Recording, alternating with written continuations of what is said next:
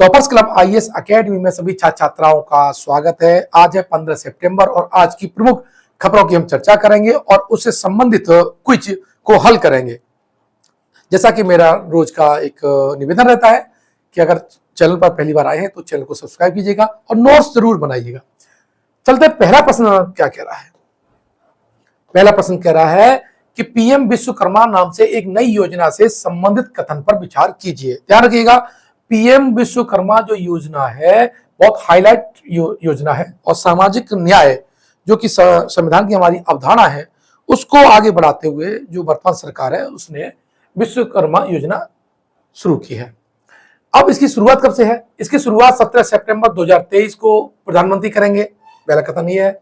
दूसरा कथन है कि इसके लिए केंद्र सरकार ने 15,000 करोड़ का व्यय लक्षित किया है और तीसरा है इसमें कि 28 पारंपरिक शिल्पों को इसमें शामिल किया गया है। अब देखिए कथनों पर एनालिसिस करते हैं स्टेप बाय स्टेप। इसकी शुरुआत 17 सितंबर 2023 को प्रधानमंत्री करेंगे, ये कथन आपका सही है। अब जैसे मैं मार्क कर रहा हूं, आप जो टेस्ट सीरीज हो या प्रश्न हो ऐसे हल करिएगा। इससे क्या है कि आप ज्यादा मतलब अच्छा महसूस करेंगे और आपसे गलती नहीं होगी। दूसरा कथन क्या है? इसके लिए केंद्र सरकार ने 15,000 करोड़, तो 15,000 करोड़ की जगह क्या है रियलिटी में 13,000 करोड़ है। ठीक है, इसका मतलब है यह कथन हमारा गलत हो गया, हमने क्रॉस लगा दिया। इसमें 28 पारंपरिक शिल्पों को शामिल किया गया है, तो इसमें 28 नहीं 18 पारंपरिक शिल्प, जैसे शिल्प कला के जो विविध होते हैं, कुम्हार जो बनाता है आपने बर्तन वगैरह, इस तरह से 18 शिल्प पारंपरिक रूप से पीढ़ी दर पीढ़ी जो घर में आप बनाते रहे हैं, अपना आजीविका का उनका जो साधन रहा है, उनको इसमें शामिल किया गया है। ठीक है, तो यह भी कथन आपका गलत हो गया। अब इसमें है कि 2 और 3 क्या है हमारे असत्य हैं, तो कौन सा कथन असत्य है? तो इसका अब राइट आंसर क्या हो जाएगा? आपका बी ऑप्शन हो जाएगा। ठीक है, प्रश्न संख्या 2 की तरफ चलते हैं। क्या कह रहा है कि निम्नलिखित कथनों पर विचार कीजिए। जब ऐसा प्रश्न आए तब आप गंभीरता से, सिंसियरिटी से और एकाग्र होकर के आपको हल करना चाहिए, और जब तक सारे ऑप्शन ना पढ़ लो तब तक आपको आंसर लगाना ही नहीं होता। ध्यान रखिएगा, बच्चे इसी में जल्दबाजी में, ओवर कॉन्फिडेंस में ये गलती कर जाते हैं। आपको ये नहीं करना है। और एक सफल स्टूडेंट होता है ना, जो टॉपर्स होता है और जो क्वालिफाइड कैंडिडेट होता है, वो ये गलती नहीं करता। यही बारीकी को वो ध्यान में रखता है। क्या कह रहा है? प्रतिष्ठित राजभाषा कीर्ति पुरस्कार 2022-23 से पेंशन और पेंशनभोगी कल्याण विभाग को सम्मानित किया गया है। यह पुरस्कार गृह मंत्रालय के द्वारा दिया जाता है। कथन 1 सत्य है, 2 सत्य है, कथन 1 और 2 सत्य है, ना कथन 1 और ना ही कथन 2। तो यहां हम एनआरएस की बात कर लेते हैं कि राजभाषा कीर्ति पुरस्कार 2022-23 के लिए सही बात है कि पेंशन और पेंशन भोगी कल्याण विभाग को दिया गया है। ये कथन सत्य हो गया। यह पुरस्कार गृह मंत्रालय प्रदान करता है। ध्यान रखना, जो राजभाषा विभाग है वो होम मिनिस्ट्री के अंतर्गत आता है, तो यह भी कथन आपका क्या है? सही हो जाएगा। ये दोनों कथन सही है। सत्य पूछा है तो इसका भी ऑप्शन आपका क्या होगा? सी सही हो जाएगा। किसी में लिखा है 1 और 2 दोनों कथन सत्य है। ठीक है, अगला प्रश्न है आयुष्मान भव अभियान। हेल्थ से संबंधित, महिलाओं से संबंधित, एनवायरमेंट से संबंधित जो प्रश्न है, अगर वो संपादकीय का हिस्सा हो गए हैं, अगर इस पे लगातार 2-4 संपादकीय लिख दिए गए हैं, तो वो आपकी एग्जाम की दृष्टि से महत्वपूर्ण हो जाता है। इस बात को आप गौर करिएगा। इसी के तहत आयुष्मान भव हमने इसमें शामिल किया है। क्या है कि आयुष्मान भव 15 दिनों का अभियान है जो 17 सितंबर से शुरू होता है और 2 अक्टूबर गांधी जयंती पर समाप्त होता है। पहला कथन है। दूसरा है, यह एक व्यापक अभियान है जिसमें आयुष्मान आपके द्वार 3 आयुष्मान मेला और आयुष्मान सभा शामिल है। उपयुक्त में कौन सा कथन सही है? केवल 1, केवल 2, 1 और 2 दोनों, ना तो 1 और ना ही 2। तो ये इसके जो कथन है ये दोनों आपके सही हैं। ये 17 सितंबर से शुरू होता है और जो गांधी जयंती है 2 अक्टूबर तक ये चलता है, और इसके 3 विभाग बनाए गए हैं, 3 अभियान इसमें शामिल हैं, जिसमें आयुष्मान आपके द्वार 3rd और आयुष्मान मेला और आयुष्मान सभा। इस तरह से इसका भी जो राइट आंसर हो जाएगा वो आपका सी हो जाएगा, 1 और 2। ठीक है, दोनों कथन आपके क्या है? सत्य है। अब प्रश्न संख्या 4 की तरफ चलते हैं। क्या कह रहा है? निम्नलिखित कथनों पर विचार कीजिए। एथेनॉल, बायोडीजल और सीबीजी जैव ईंधन के साधन है। 5 जून 2021 को एथेनॉल मिश्रण कार्यक्रम को शुरू किया गया। राष्ट्रीय जैव ईंधन नीति 2022 के अनुसार 30% लक्ष्य को 2030 से घटाकर 2025 किया गया है। अब यहां पर देखिए, एथेनॉल, बायोडीजल और सीबीजी, ठीक है, ये तीनों क्या है? ये जैव ईंधन के साधन है। ये कथन आपका क्या है? सत्य है।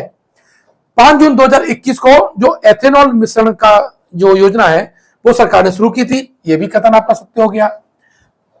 अब कथन 3 की एनालिसिस कर लेते हैं। इसमें डेटा लिखा हुआ है, कहीं डेटा तो गलत नहीं है।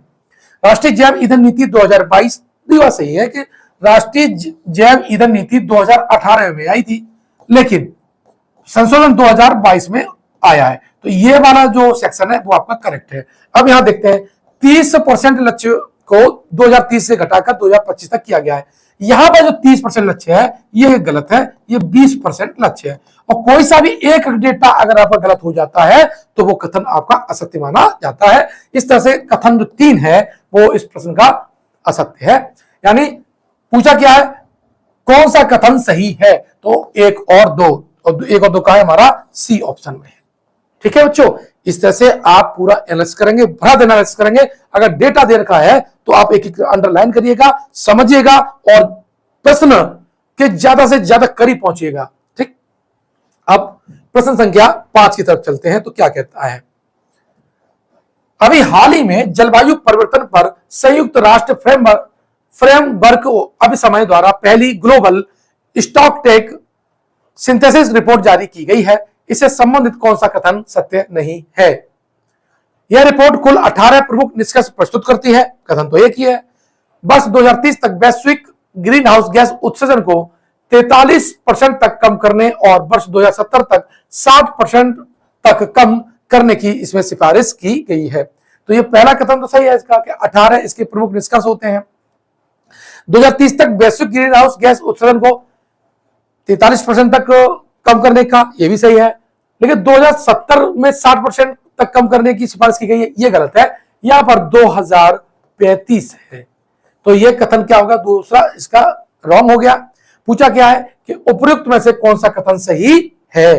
तो इसका जो कथन केवल एक सही है, यानी इसका आंसर जो हो जाएगा वो ए ऑप्शन हो जाएगा।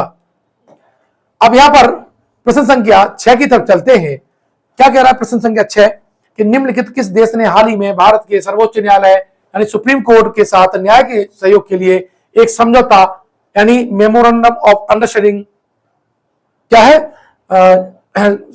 सहयोग के लिए समझौता किया है? चिली, मंगोलिया, सिंगापुर और नेपाल। हम इसका एनालिसिस करें तो इसका सीधा सीधा आंसर आपका टू द पॉइंट है, वो है आपका सिंगापुर सरकार के साथ हमारे सुप्रीम कोर्ट ने यह समझौता किया है। सुप्रीम कोर्ट का जो आर्टिकल है वो कौन सा है? 124 है, ध्यान रखना। और सुप्रीम कोर्ट से अगर हिस्ट्री में अगर जाएं तो 1774 में भारत में पहली बार सुप्रीम कोर्ट की स्थापना होती है, लेकिन ये ब्रिटिश कंपनी के अधीन था। ध्यान रखना, ब्रिटिश कंपनी के मामलों के लिए यही इससे प्रायोरिटी थी 1774 में। अब बात चिली की बात कर लेते हैं। थोड़ा सा मैं आपको यहाँ स्टैटिक जीके का पार्ट बता देता हूं। चिली की जो राजधानी है वो आपकी सैंटियागो है और चिली में अटाकामा मरुस्थल है। क्या है? अटाकामा मरुस्थल है, जो कि विश्व का सबसे सूखा मरुस्थल है, ध्यान रखिएगा।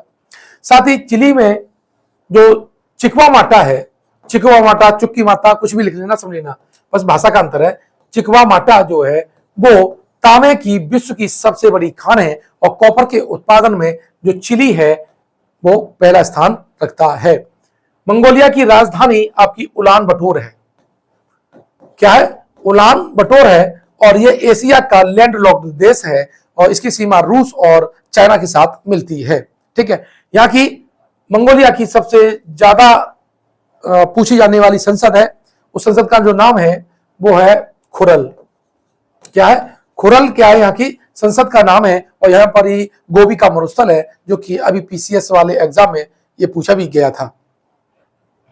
चलिए अब प्रश्न संख्या 7 की तरफ चलते हैं। तो हाल ही में हरिकेन, एक तूफान है, डेनियल ने निम्नलिखित किस देश में तबाही मचाई है?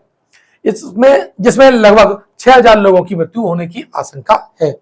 लीबिया, जापान, क्यूबा और तुवालू, इसका जो राइट आंसर है वो है आपका लीबिया। लीबिया क्या है?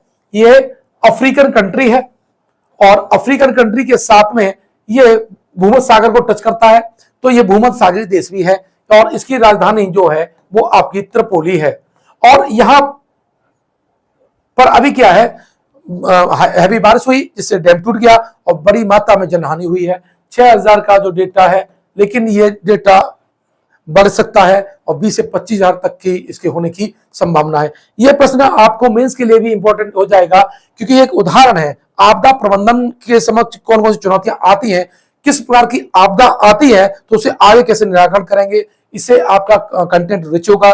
चुनौतियां आप जब लिखेंगे तब ऐसे उदाहरण आपके लिए महत्वपूर्ण हो जाते हैं। यद्यपि ये दुखद सूचना है, लेकिन एक सरकार के लिए, एक संस्थान के लिए ये मैनेजमेंट का एक हिस्सा हो जाता है कि किस तरह से भविष्य में ऐसी घटना की पुनरावृत्ति न हो। अगर ऐसी चुनौती आती है तो हम कितने आसानी से हम उसे निराकरण कर सकते हैं और जनहानि है जो हमारा जो पर्यावरण है उसको कितना ज्यादा से ज्यादा हम बचा सकते हैं। ये इसीलिए ये जो डेटा हमारे लिए इंपॉर्टेंट हो जाता है। चलिए अब प्रश्न संख्या 8 की तरफ चलते हैं।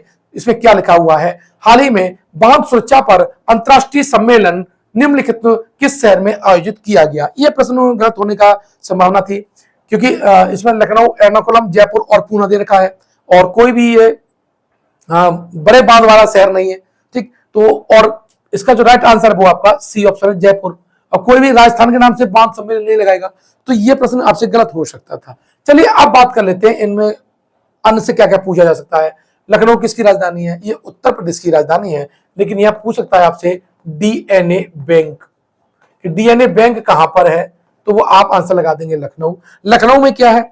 लखनऊ में ही आपका जो बीरबल साहनी पुरातात्विक केंद्र है, चिड़ियाघर उत्तर प्रदेश में है। साथ ही ये नवाबों की नगरी भी कही जाती है। और लखनऊ का जो चिकन है, ठीक है, चिकन जो कि सूती कपड़े पर जो कढ़ाई होती है बहुत महत्वपूर्ण है। और आपने सुना होगा जब नवाबों का शासन था तो बड़ी मात्रा में चिकन आपका ईरान और जो सऊदी अरब और यूरोप तक निर्यात किया जाता था और इससे बड़ी मात्रा में रेवेन्यू अवध की जो रियासत थी उसको प्राप्त होता था। जयपुर जानते हैं पिंक सिटी है हमारा, ठीक है।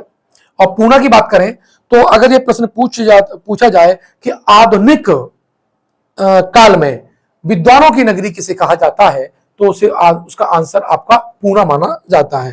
ध्यान रखिएगा, क्योंकि पूना उस प्रदेश में जाना जाता है कि बाल गंगाधर तिलक, ज्योतिबा फूले, सावित्रीबाई फूले, महादेव गोविंद रनाडे और पंडिता रमाबाई का जो केंद्र बिंदु था वो शहर आपका था पूना ही था। इसीलिए मॉडर्न हिस्ट्री में जो विद्वानों की नगरी पूना को कहा गया है।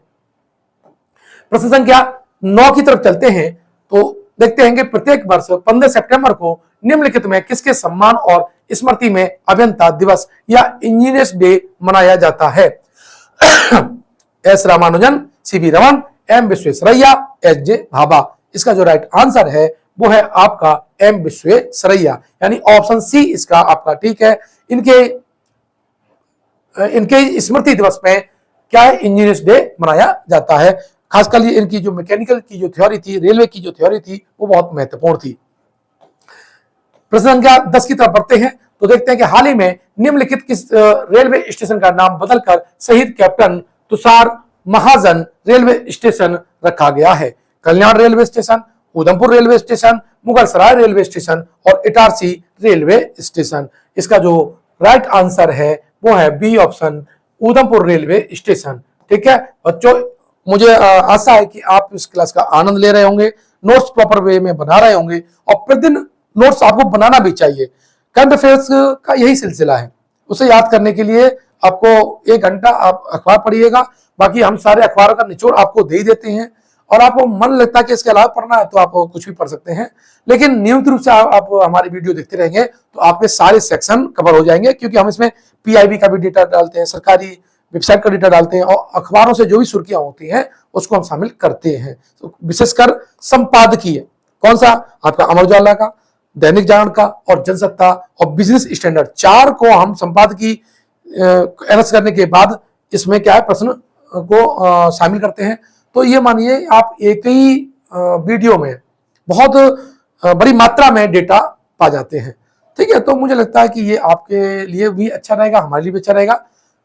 चलो आगे बढ़ते हैं, तो देखते हैं प्रश्न संख्या 11 क्या कह रहा है। तीरंदाजी विश्व कप फाइनल 2023। देखिए जब भी कोई यूथ कोई पदक जीतता है तो निश्चित रूप से वो एग्जाम की दृष्टि से इंपॉर्टेंट हो जाता है। और आजकल क्रिकेट के अलावा अन्य जो गेम है उसमें भारतीय प्रतिभाएं उभर करके सामने आ रही हैं। आपके लिए वो आदर्श हो सकती हैं, हमारे लिए भी आदर्श हैं। तो एग्जाम के लिए भी वो अत्यंत महत्वपूर्ण है, ध्यान रखिएगा। इसमें प्रश्न में पूछा गया है कि तीरंदाजी विश्व कप फाइनल 2023 में भारत के प्रथमेश जावरकर ने कंपाउंड स्पर्धा में कौन सा पदक जीता है। स्वर्ण पदक, रजत पदक, कांस्य पदक या सातवां पदक। इसका जो राइट आंसर है वो है आपका बी ऑप्शन, कौन सा, रजत पदक। ठीक, प्रश्न संख्या 12 की तरफ चलते हैं। हाल ही में निम्नलिखित किस शहर की पुलिस ने आपात स्थिति में वरिष्ठ नागरिकों की त्वरित सहायता के लिए सवेरा योजना की शुरुआत की है। इंदौर, प्रयागराज, पुणे और बड़ौदा। इसका जो राइट आंसर है वो है उत्तर प्रदेश का प्रयागराज। वही प्रयागराज है जहां पर समुद्र की प्रयाग प्रशस्ति अभी स्थापित है, जो सम्राट अशोक ने जो स्थापित किया था अपना स्तंभ, कौशाम्बी में था, बाद में जहांगीर उसे इलाहाबाद ले आए। इलाहाबाद का नाम अब प्रयागराज है। अब यहाँ प्रयागराज का थोड़ा सा डेटा आप और समझ लीजिएगा, क्योंकि कल्चरल वाला पार्ट यहाँ पर है कि यहाँ कुंभ लगता है। ध्यान रखना, प्रयागराज में कुंभ लगता है, एक तो प्रश्न ये सामान्य है। और यहाँ पर जो अशोक का स्तंभ है उसके उस पर धम्म लिपि में, किसमें, धम्म लिपि में अभिलेख लिखा हुआ है। साथ ही ये मौर्य काल से संबंधित है। किसे, मौर्य काल से संबंधित है। इसी के जस्ट नीचे यहां पर गुप्त कालीन है, लिपि में समुद्रगुप्त का अभिलेख है और इसे कहते हैं प्रयाग प्रशस्ति।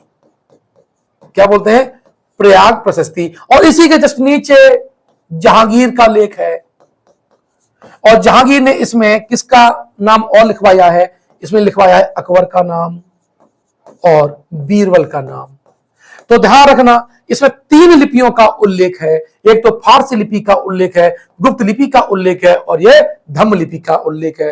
और प्यारे बच्चों, यहां पर आप समझ लीजिए ये मौर्य काल से संबंधित है, गुप्त काल से संबंधित है और ये बाद में आकर के मुगल काल से भी संबंधित हो जाता है। लेकिन मूल जो आपका स्तंभ था वो सम्राट अशोक के द्वारा स्थापित किया गया है, ये मत भूलिएगा बस। ठीक है, अब आगे चलते हैं प्यारे बच्चों,